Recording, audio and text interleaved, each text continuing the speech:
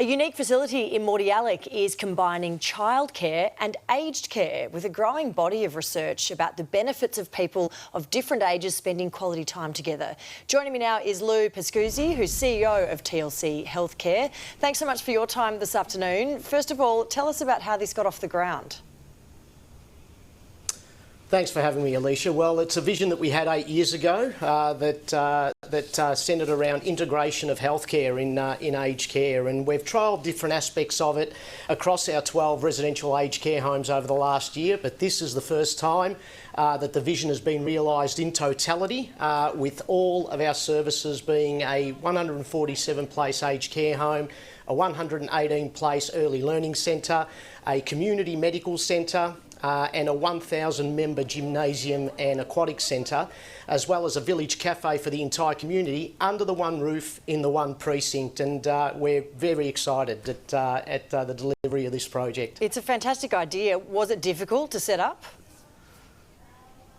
No, look, it wasn't. I've got a very supportive board, and we are trying to disrupt the aged care sector as well as now the childcare sector. But I suppose the success of this facility is really around the intergenerational program called the TLC Jellyfish program, which was designed to bring all of those services together and interact. That was designed by a group of very decorated academics at the Melbourne University and Griffith University, along with TLC's own aged care specialists and early learning teachers.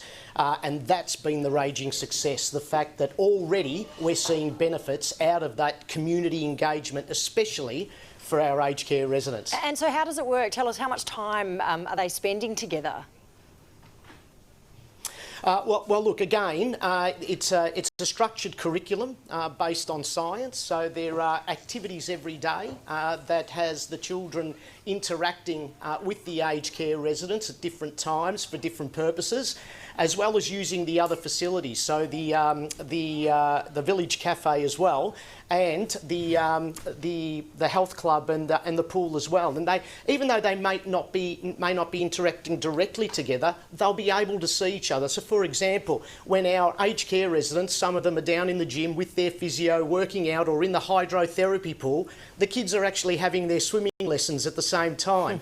And it's about that connection, that deinstitutionalisation of aged care, and that elimination of isolation. That is amazing to watch, and the fact that both universities are monitoring the outcomes of this program, I think it really is going to change the face of not only aged care but early learning as well. Well, the benefits do seem really obvious and really wonderful, of course, for the aged care residents. What are some of the positive impacts you've seen for the toddlers of being involved in this program? Look, this is amazing, and the fact that we're seeing this so early, the fact that they're interacting with people of different generations and learning values and skills and levels of respect and experience that they wouldn't otherwise learn when they're not exposed to that in a vanilla childcare or early learning setting. But what's what the unis are looking to see out of this is the heightened level of self-esteem, confidence from the children, communication skills development and interpersonal skills development, which will really bode well once they leave TLC and move into their primary school stage of their education journey, which those coming from a general kindergarten, they just won't have developed those traits at that level. So that's really exciting, and it's already exciting to see some of the confidence, the kids, and the way they're talking and really interacting in such a positive manner. It really does bring a tear to your eye, Alicia. It really does. I bet. How hard do you think it would be to replicate this elsewhere? You've done it, you've set it up. Look, it's not hard. It's not hard. You've just got to have the will to do it. And I know executives in the aged care sector that are constantly badgered for not being proactive, but it's not them, Alicia. I know some really good executives and good CEOs in this area. It's the boards that suppress them. The boards are dated. There needs to be an overhaul of the boards in the aged care sector. Otherwise, 99% of the sector is going to be doing now what they've done for the last 40 years that clearly doesn't work. It doesn't work. Aged care needs to change, and early learning can benefit from that. Absolutely. And what do your wait lists look like at the moment for this centre?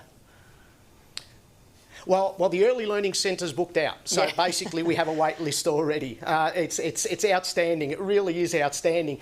With regard to the aged care residents, it's about 50% full at the moment, and the prospects are significant. So yeah, we should have it totally occupied by December.